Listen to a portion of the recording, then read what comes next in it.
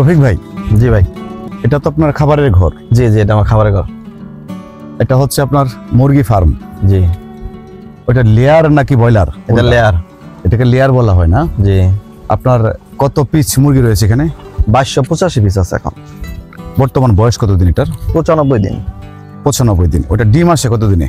এটা ডিম আপনার শুরু হয় 18 সপ্তাহ থেকে, 24 সপ্তাহে গিয়া ফুল প্রোডাকশন আসে আর কি। 18 সপ্তাহ থেকে শুরু হবে ডিম আসা, দু একটা আসবে। এরপরে পর্যায়ক্রমে প্রতি সপ্তাহেই বাড়তে থাকবে। 24 সপ্তাহ পূর্ণ হয়ে গেলে ফুল প্রোডাকশন শুরু হয়ে যাবে। এটা তো আপনার নতুন খামার? জি জি, একেবারে নতুন। এটা প্রথম ব্যাচ? প্রথম ব্যাচ। এই যে কাপড়টা আপনি দিলেন, এটা কেন দিলেন? এটা দেওয়া হয়েছে আপনার বৃষ্টির বাতা, মানে বৃষ্টির পানিটা যাতে ভিতরে না যেতে পারে। আমি যখন মুরগিগুলা উঠাইছি তখন কিন্তু বৃষ্টি ছিল। আর আবার এটাতে আরেকটা সুবিধা আছে, এটাতে দেখেন আপনি এই কাপড়গুলা কিন্তু একদম বন্ধ না, মানে ফাঁক আছে। ফাঁক আছে। হ্যাঁ হ্যাঁ, এটাটা মানে ভিতরে যাতে আলো বাতাস যাইতে পারে। যদি আমি পর্দাটা নামাই দেই তাতে ভিতরে গ্যাস না হয়, আলো বাতাসটা যাতে যাইতে পারে, এটার একটা সুবিধা আছে। এটা টোটালি পরিচর্যাটা কে করেন? টোটাল পরিচর্যা আমার বড় ভাই আছে, একজন ম্যানেজার আছে, ওনারা দুইজনেই সবসময় থাকে। আমি মূলত সার্বিক সহযোগিতায় থাকি। আমি ম্যানেজার। জি, উনি ম্যানেজার আমার। আসেন আসেন আসেন। কি নাম আপনার? আপনি কি খাবার দাবার ওষুধপত্র সব আপনার কি আগের অভিজ্ঞতা আছে নাকি নতুন? না, নতুন। নতুন? আচ্ছা, আমরা শেখাই নিচ্ছি আর কি। আচ্ছা, এখানে যে মলটা হয় নিচে, মলটা কিভাবে পরিষ্কার করেন? মলটা আপনার ওই মোটর আছে, মোটরের পাইপ দেয়া হাই স্পিডে পানি ছাড়ে, ওইভাবে হয়ে যায়, চলে যায়। আর ওই পাশ থেকে পাশ পর্যন্ত পানি তো ঢাকায় পরে বাইরে কোনো পাইপ দিয়ে ডেলিভারি পাইপ দিয়ে বের করে দিচ্ছেন, ওইখানে মলটা রাখা হচ্ছে, তাই না? জি জি। এটা যে মলটা আপনি এখানে রাখছেন, এটার থেকে কোনো ব্যাকটেরিয়া বা কোনো রকম জীবাণু কি মুরগিতে আক্রমণ করতে পারে? না, এখান থেকে জীবাণু আক্রমণ করবে না। তারপরেও আমি এখানে ওই ব্লিচিং, পটাশ মাঝে মাঝে দিয়ে দিই যাতে ওই এটাতে, এই গর্তটাতে। জি জি, এই গর্তটাতে ব্লিচিং ইউজ করেন? হ্যাঁ, ব্লিচিং ইউজ করি। হ্যাঁ, বুঝতে পারছি। তাহলে একটা পোল্ট্রি ফার্ম অথবা এই ধরনের লেয়ার মুরগি খামার করলে ময়লা রাখার জন্য একটা আপনার এটুকু জায়গা প্রয়োজন। ময়লা রাখার জন্য এর চেয়ে আর একটু বেশি জায়গা হলে ভালো হয়। আমার জায়গাটা আসলে আমি প্রথমে বুঝতে পারছিলাম না, যার জন্য আমার পুকুরটা একটু ছোট হয়ে গেছে। এটা আর একটু বেশি জায়গা হলে, মানে 2000 মুরগির জন্য আর একটু বেশি জায়গা হলে ভালো হয়। আর ময়লার জায়গাটাই হলো মেন। আপনার ময়লার জায়গা যদি গেলে কোনো ক্রমে আপনার ভালো সেফটি না হয়, তাহলে কিন্তু আপনি খামার পরিচালনা করতে পারবেন না। কারণ এটা আপনি তো কোথাও নিয়ে যাইতে পারবেন না মাথায় করে। রাইট। এটা রাখার জন্য একটা জায়গা রাখতেই হবে। হ্যাঁ, এটা রাখার জন্য, ময়লা ফেলানোর জন্য একদম সুরক্ষিত একটা জায়গা লাগবে। তো চলেন আপনার সিংহের পুকুরে যাব। চলেন। এই হলো আপনার সিংহের পুকুর? জি। টোটাল পুকুরটা কত শতক? এটা জমিটা হলো 11 শতক। এটা আপনার কাটার পরে এখন ভিতরে 8 শতক আছে। ভিতরটা 8 শতক আছে না? জি। দিনের বেলা কি মাছ ভাসবে? দিনের বেলা তো আমি এখনো খাবার খাওয়াই নাই, মাছ ভাসে কিনা একটু সন্দেহ আছে। আচ্ছা, এখানে 8 শতকে পোনা কত হাজার দিয়েছেন আপনি? 80,000। 80,000 না? বর্তমানে মাছটা বয়স কতদিন? আমি ছাড়ছি হলো সেপ্টেম্বরের 28 তারিখে। এখন বয়স 2 মাস 7 দিন হয়েছে। আপনি কিভাবে এটাতে যুক্ত হলেন? আমি মূলত ইউটিউবে প্রতিবেদন দেখছি অনেকগুলা, যে অধিক ঘনত্বের শিং চাষ। এটা ময়মনসিংহ, নেত্রকোনা এদিকে বেশি হয়। নেত্রকোনাতে আপনার ভিডিও দেখে উৎসাহিত হই আর কি। পরে আপনাদের ওইখানে আমি মাঠ পর্যায়ে দেখার জন্য রুহুল ভাইয়ের উদ্দেশ্যে যাই। রুহুল ভাইয়ের সাথে দেখা করি, ওনার পুকুরটা আমি মাঠ পর্যায়ে দেখি। দেখার পরে আমার মনে হয়েছে যে না, প্রতিবেদনে যা আছে মাঠ পর্যায়ে বাস্তবে তাই আছে। তারপরে রুহুল ভাইয়ের সাথে কথা বলে আসি, আইসা পুকুর প্রস্তুত করি। রুহুল ভাইয়ের রিকোয়েস্ট করছি যে আমার মাছটা আপনি দিয়ে আসবেন। রুহুল ভাই অবশ্য প্রথমে আসতে চায় নাই, পরে রিকোয়েস্ট করাতে আসছে আর কি। অর্থাৎ রুহুল আমিন ভাই এখানে আসছিল? জি জি, রুহুল আমিন ভাই পোনা নিয়ে আসছিল। রুহুল আমিন ভাই নিজে আইসা আমার পুকুরে পোনা দিয়ে গেছে। এর ভিতরে আমি রুহুল আমিন ভাইয়ের পুকুরে গেছিলাম, ওনার মাছটা হারভেস্ট করলো, ওটা দেখার জন্য। প্রিয় চাষি ভাইরা, আসসালামু আলাইকুম। দেশ এবং দেশের বাহিরে যে যেখান থেকে এই মুহূর্তে এই প্রতিবেদনটি দেখছেন, ক্যাটফিশ বিডির পক্ষ থেকে আমি কামাল পারভেজ আপনাদের সবাইকে জানাচ্ছি আন্তরিক প্রীতি শুভেচ্ছা সহ সুস্বাগতম।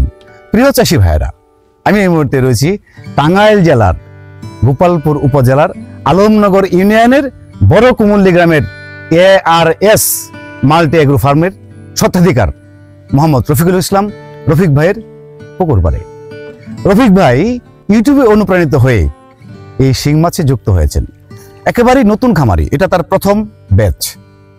আজকে ওনার কাছ থেকে জানবো উনি কিভাবে এই চাষ পদ্ধতিতে যুক্ত হলেন, পেছন থেকে ওনাকে কে সাপোর্ট দিচ্ছেন। চলুন রফিক ভাইয়ের মুখোমুখি হব।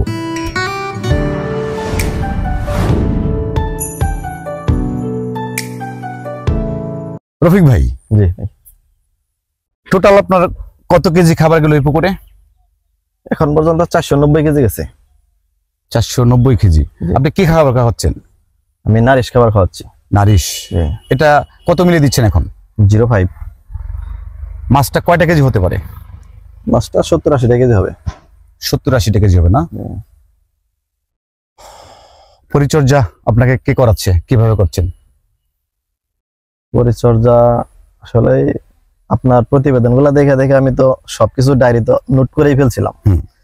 ওইটা দেখে দেখে করি। আর পিছনে রুহুল ভাই আছে, সৌরভ ভাই আছে, এদের কাছে ফোন দিই যদি কখনো সমস্যা মনে করি, সাথে সাথে ফোন দিই, সাথে সাথে ওনারা আমার সলিউশন দেয়। এছাড়া আপনাকে ফোন দিই, আপনার লাইভ দেখে প্রতিদিন অনেক প্রশ্নই লাইভে আমি করার আগেই আনসার পেয়ে যাই। মাসিক পরিচর্যাটা আপনি কিভাবে করছেন? মাসিক পরিচর্যা রুটিন মাফিক চলতেছে, যেমন পুকুরনাশক, জীবাণুনাশক, গ্যাসের ডোজ, প্রোবায়োটিক, এটা 15 দিন পর পর চলতেছে। হ্যাঁ। জি।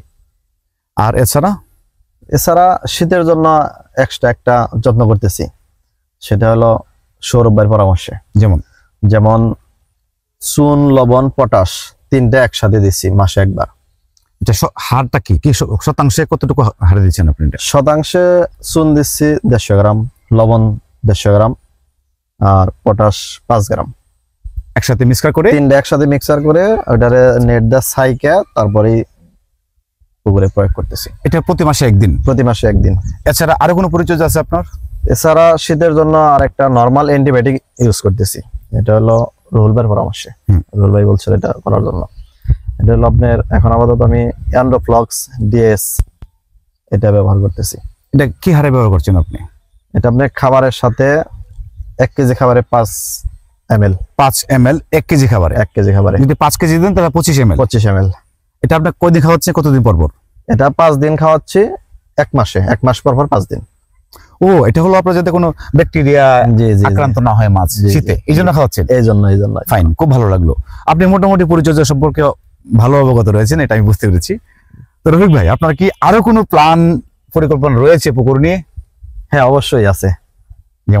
যেমন আমার ওই পাশে একটা জমি আছে, ওইটাতে আমি পুকুর করতে চাইছিলাম বড় করে, মানে বাংলা মাছ চাষ করার জন্য। আচ্ছা।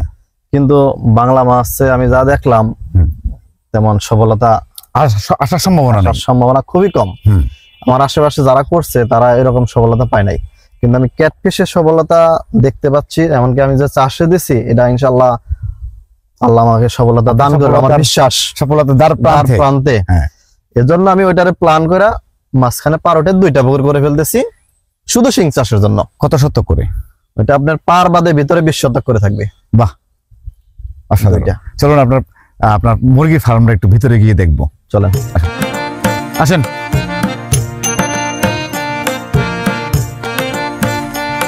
রফিক ভাই। জি ভাই। আপনার তো টোটাল মুরগি হচ্ছে এখন 2285টা। জি ভাই। আপনার টোটাল বাচ্চা কটা ছিল? 2400 বাচ্চা কিনছিলাম। 2400 বাচ্চা। আপনাকে বাচ্চা কমে গেছে নাকি? কমছে। ব্রুডিং এ 3টা বাচ্চা মারা গেছিল, মানে অসুস্থ হয়ে। আচ্ছা। অসুস্থ বলতে বাচ্চাগুলো দুর্বল ছিল। দুর্বল থাকার কারণে ওগুলো ঠিকমতো খাইতো না, এমনি মারা গেছে।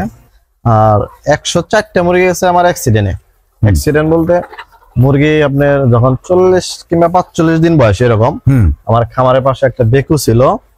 ওই বেকুটা স্টার্ট করলে তখন মুরগিগুলো ফ্লোরে ছিল, খাঁচা ছিল না। ওই বেকু স্টার্টের শব্দে সব মুরগি ভয় পায় একত্র হয়ে গেছে, ঝাম মারছে। পরে আপনার নিষেধ করছিল যেগুলা, আমরা সরাইতে 104টা মারা গেছিল। আহা, ও পুকুরে যখন মাটি আপনি খনন করেন তখন? মাটি খনন করার পরে বেকুটা এই পাশে রাইখা দিছিল। বেকুটা যখন নিতে আসে, যেদিন নিতে আসে ওই দিন এই ঘটনা ঘটছিল। আরে বাবা, খুব সেনসিটিভ। এই যে আপনার 2285টা মুরগি, এই 2285টা মুরগি ডিম পাড়া পর্যন্ত নিয়ে যেতে আপনার টোটাল কিরকম টাকা বিনিয়োগ আসতে পারে? আপনি প্রতি এক পিস মুরগি ডিম পাড়া পর্যন্ত যাইতে 800 থেকে 1000 টাকা খরচ হতে পারে। আপনার আবার যদি কোনো অসুখ বিসুখ না হয় সেক্ষেত্রে আর একটু কমও লাগতে পারে, 750 কিংবা 800 টাকার ভিতরেও হতে পারে। এটা হলো আপনার পরিচর্যার উপরে, কিংবা আপনার মুরগি যদি অসুখ না হয়। আবার অনেকের আছে অসুখ বিসুখ যদি হয়ে যায়, চিকিৎসা কিন্তু অনেক টাকা লাগে। অসুখ হয়ে গেলে চিকিৎসা করলে তখন খরচটা একটু। আপনি তো নিয়মিত ভ্যাকসিন করছেন? হ্যাঁ, ভ্যাকসিন করতেছি নিয়মিত। আচ্ছা, ধরেন আপনার তাহলে টোটাল একটা মুরগির পেছনে খরচ আসতে পারে 8 থেকে 850 টাকা, কিংবা সর্বোচ্চ 1000 টাকা, এর বেশি হবে না। 1000 উপরে হবে না? না, 1000 উপর হবে না। বুঝতে পেরেছি। রফিক ভাই, জি ভাই। আপনার শিং মাছের পেছনে রুহুল আমিন ভাই, জাহাঙ্গীর ভাই, সৌরভ ভাই তারা সহযোগিতা করছে। জি জি ভাই। এই যে আপনি যে পোল্ট্রি ফার্মটা করলেন, এটার পেছনে আপনাকে কে সহায়তা করছে? এটার পেছনে সহায়তা করার অবশ্যই লোক আছে, কারণ পেছনে সহায়তা না করলে আমি এত দূর পর্যন্ত আসতে পারতাম না। এটার পেছনে সহায়তা করার জন্য আমার এক ফ্রেন্ডের বড় ভাই আছে, নাম হচ্ছে লেবু ভাই। ওই লেবু ভাই আমার সহযোগিতা করতেছে। এছাড়া আরো একজন আছে আমার শ্রদ্ধেয় স্যার, আমার পাশের খামারি ওনার, উনি অনেকদিন ধরে এই পোল্ট্রি খামার করতেছে। উনি আমার হাই স্কুল জীবনের স্যার, হিমেল স্যার। আচ্ছা, হিমেল স্যার আমার সহযোগিতা করে, লেবু ভাই সহযোগিতা, এরা দুইজন লোক আমার সাথে আছে। আপনার তো একটু আগে আপনি বললেন যে আপনার আরেকটা পুকুর রেডি করছেন, আপনি এটাকে কাজ চলমান এখন? জি, চলমান। দেখো মাটি কাটছে এখন? জি, কাটতেছে এখন। তাহলে চলুন আমরা একটু যাবো। চলেন।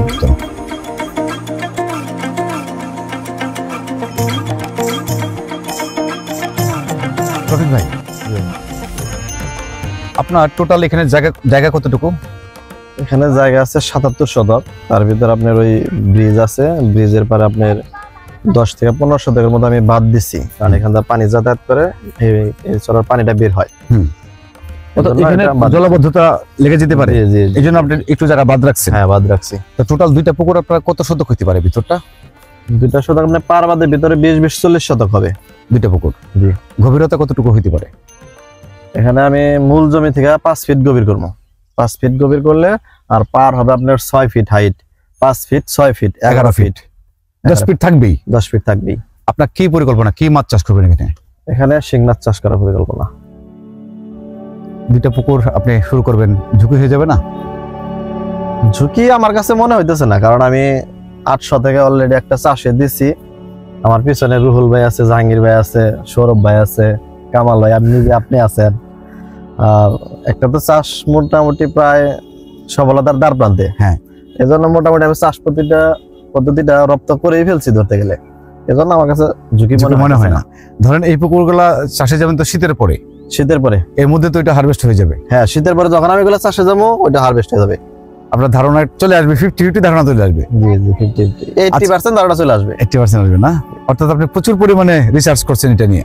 জি, আপনি সবগুলা ভিডিও দেখছি, ভিডিও দেখে পয়েন্টগুলো আমি ডায়েরিতে নোট করে ফেলছি সবগুলাই। এখন এটাকে আপনি পোনা দিয়ে চাষে যাবেন নাকি রেণু দিয়ে চাষে যাবেন? রেণু থেকে চাষে যাবো। রেণু থেকে চাষে যাবেন? নিজে পোনা উৎপাদন করবো, তাহলে হয়তো নিজের মনের ভিতরে একটা স্যাটিসফাই পাবো। এজন্য আমি রেণু থেকে চাষে যাবো। এটাকে কয় কেজি দিবেন? দুইটাতে 3-6 কেজি রেণু দেবো। রেণু পদ্ধতি আপনার জানা আছে? রেণু পদ্ধতি জানা নাই, কিন্তু আপনাদের থেকে জেনে নিব সব। আমার বিশ্বাস আমি একবার জেনে নিলে পারবো, সমস্যা নেই। আপনি চাষ পদ্ধতি যে পরিমাণে রপ্ত করেছেন, জি ভাই, আমি মাঠ পর্যায়ে এসে যা দেখলাম তাতে আমার কাছে মনে হচ্ছে আপনি সফল হতে পারবেন। ইনশাআল্লাহ, দোয়া করবেন। আপনি নতুন উদ্যোক্তা হিসেবে টাঙ্গাইল থেকে নেত্রকোনা পরপর 3 বার গিয়েছেন মাঠ পর্যায়ে চাষ পদ্ধতি জানার জন্য, এবং এমন কোন চাষি নেই যারা সফল চাষি তাদের পুকুর পাড়ে আপনি যাননি? আমি মিনিমাম 100 পুকুর পাড়ে গেছি ওখানে। এটা আরেকজনের পক্ষে সম্ভব নয়, এই জন্য বলছি আপনি সফল হতে পারবেন। আপনার জন্য দোয়া করি। আপনার মাছটা যখন হারভেস্ট করবেন আমাকে জানাবেন, আমি আসবো। আমি কিন্তু আসবো রফিক ভাই, ইনশাআল্লাহ। প্রিয় চাষি ভাইরা, রফিক ভাই একেবারে নতুন একজন উদ্যোক্তা। ওনার এই যে মাল্টি ফার্মটা উনি করেছেন, মুরগির পাশাপাশি মাছ চাষ, এটা উনি হঠাৎ করে শুরু করেননি। মাসের পর মাস, বছরের পর বছর এগুলোর পেছনে সময় দিয়েছেন, চাষ পদ্ধতি, পরিচর্যা পদ্ধতি রপ্ত করেছেন, তারপর চাষে এসেছেন। আপনারা যারা নতুন উদ্যোক্তা রয়েছেন, নতুন খামারি যারা রয়েছেন, আপনারা কখনো হুট করে চাষে যাবেন না। আপনারা কোনো রকম পদ্ধতিটা না জেনে ঝুঁকি নেবেন না, তাহলে আপনার ক্ষতিগ্রস্ত হবেন। পদ্ধতি জানুন, মাঠ পর্যায়ে গিয়ে প্রয়োজনে আমার সহায়তা নিন, একজন চাষি ভাইয়ের সহায়তা নিন, প্রয়োজনে রফিক ভাইয়ের সহায়তা নিন, নিয়ে আপনারা চাষে যুক্ত হন। আপনাদের সকলে সুস্বাস্থ্য এবং দীর্ঘায়ু কামনা করছি। সকলে ভালো থাকবেন। আসসালামু আলাইকুম।